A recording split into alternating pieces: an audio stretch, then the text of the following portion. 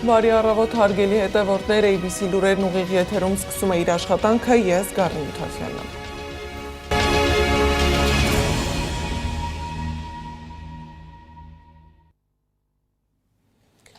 Արաբական Միացյալ Էմիրությունների օդային տարածքի փակվելուց հետո Դուբայից Երևան առաջին չվերթը քիչ առաջ վայրեջք է կատարել Զվարթնոց օդանավակայանում։ Թռիչքը տևել է 6 ժամ 5 րոպե, նախկին 3 ժամի փոխարեն։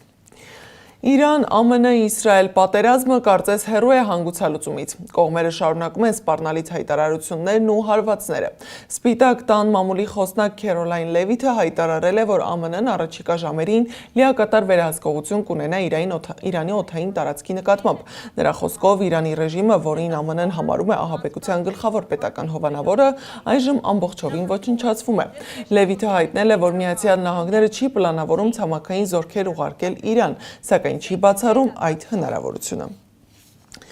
ԱՄՆ Սենատը հրաժարվել է սահմանափակել Թրամփի ռազմական լիազորությունները Իրանի գործողության համար։ Իրանին հարվածներից հետո կոնգրեսի տասնյակ դեմոկրատներ կտրուկ քննադատեցին վարչակազմի գործողությունները, նշելով սրման բարձր ռիսկերը եւ սահմանադրական ընթացակարգերի խախտումները։ Ի տարբերություն հանրապետականների, դեմոկրատական կուսակցության ներկայացուցիչները պահանջեցին, որ Սպիտակ տունը հիմնավորի գործողության նպատակները եւ ապահովի թափանցիկություն ներկայացուցիչների պալատի եւ ամերիկյան ժողովրդի առջեւ։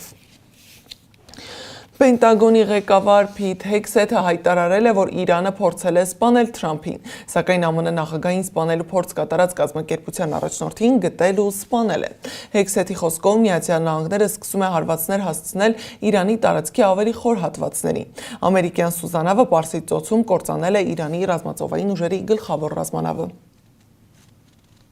ԱՄՆ-ի և Իսրայելի ռազմաօդային ուժերը մեկ շաբաթվա ընթացքում կհաստատեն լիակատար օդային գերակայություն Իրանի նկատմամբ։ Վաշինգտոնը կգործածի անսահմանափակ քանակությամբ գերճշգրիտ գրավիտացիոն ռումբեր։ Ամերիկան հաղթում է վճռականորեն, կործանարար և անողորմ։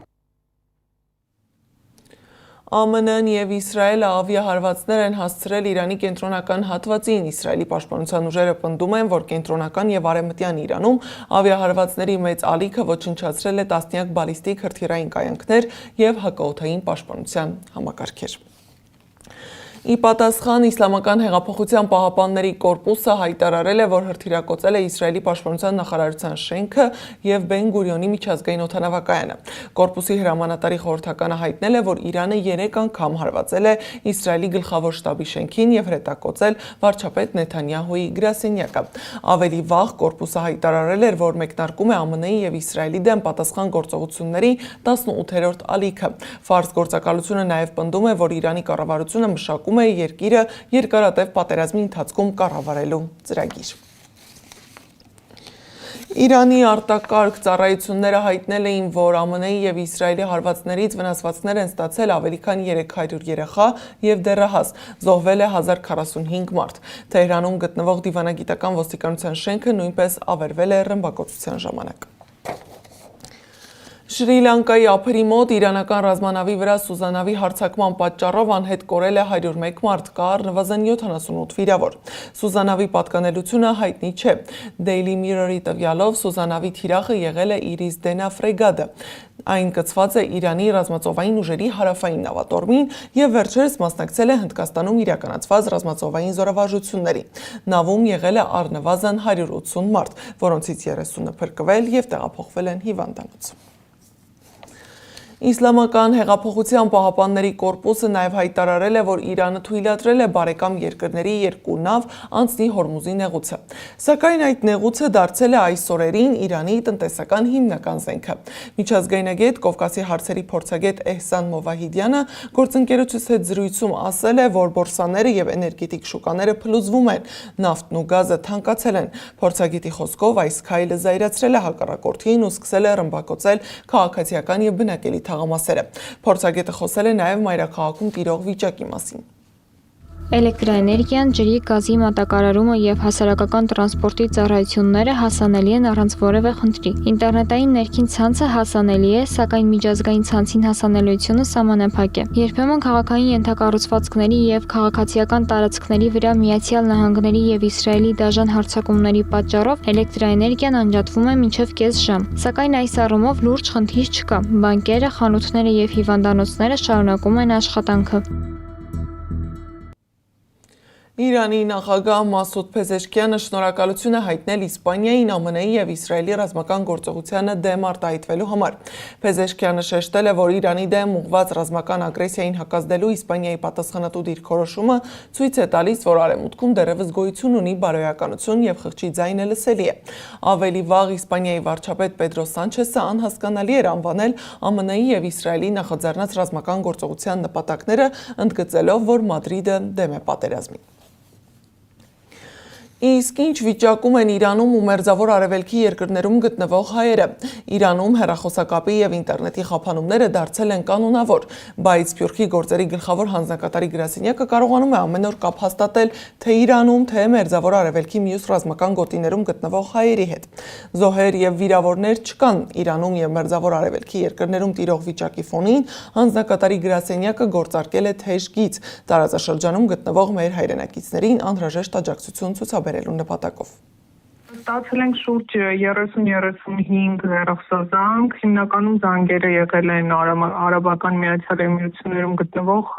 քաղաքացիներից, նաև Իրանից, Բահրեյնից, Քաթարից, Քուվեյթից եւ Լիբանանից, հիմնականում ուղղակի տեղեկատվական զանգեր են, այսպես ասած, կամ ցանկանում են իմանալ ավիաչվերթների վերաբերյալ տեղեկատվություն, կամ նաև սովորաբար հարազատներ են մեծ զանգահարում, որպեսզի ընդհանուր առմամբ կամ անվտանգային որևէ ցուցումների համար կամ ընդհանուր առմամբ իրավիճակի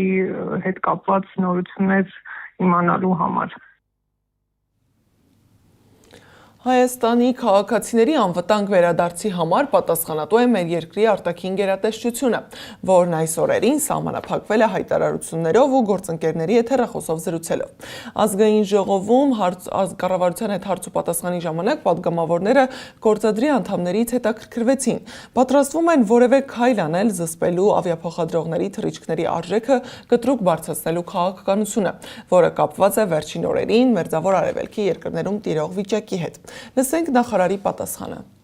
Խոսքը այն քաղաքացիների մասին է, որոնք մեծ հավանականությամբ գնացել են այդտեղ, ասենք, զբոսաշրջային նպատակներով, հա, կարելի է իհարկե լինի այլ պատճառներ, բայց ներողություն, եթե մի մարդ, օրինակ կոնկրետ մասնավոր դեպք գիտեմ, մի մարդ, որը մի ամիսը համարյա Շրի Լանկայում ինչքան հնարավոր է լողազգեստով նկար է գցել, նշանակում է վճարունակ է, չէ՞, տոմս կարա առնի եւ բան անի։ Ինչի մասին է խոսքը։ Մի քիչ արդար չի նաև պահանջը կառավարության նկատմամբ նաև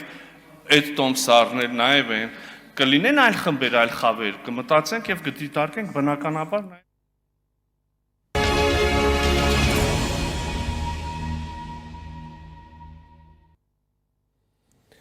Գյումրի համայնքապետ Վարդան Ղուկասյանի կալանքը երկարաձգվել է եւս 2 ամսով։ Դատավոր Լևոն Պետրոսյանը հայտնել է, որ դեռևս կան ռիսկեր։ Գործը նախնական դատալսումների փուլում է։ Վահագն Չախալյանն էր դուրս է եկել քրեակատարողական հիմնարկից։ Նա տեղափոխվում է տուն, նրա խափանմամիջոց կալանքը փոխվել է տնային կալանքով։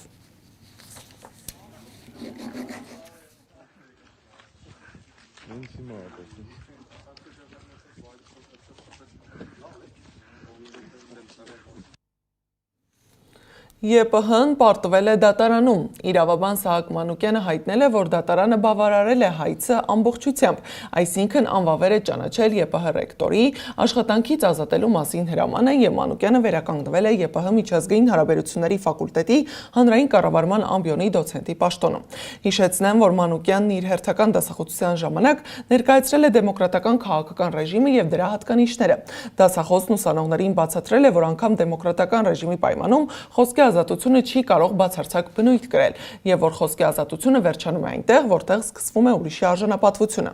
Որպեսզի ուսանողները հասկանան, թե զրպարտանքն ինչով է տարբերվում վիրավորանքից, Մանուկյանը նրանց հետ քննարկել է նմանատիպ դեպքեր մեջբերելով խոսքեր Սկոչ եւ Վիսկի ֆիլմից, եւ հենց սա էլ դարձել էր նրան աշխատանքից հեռացնելու պատճառը։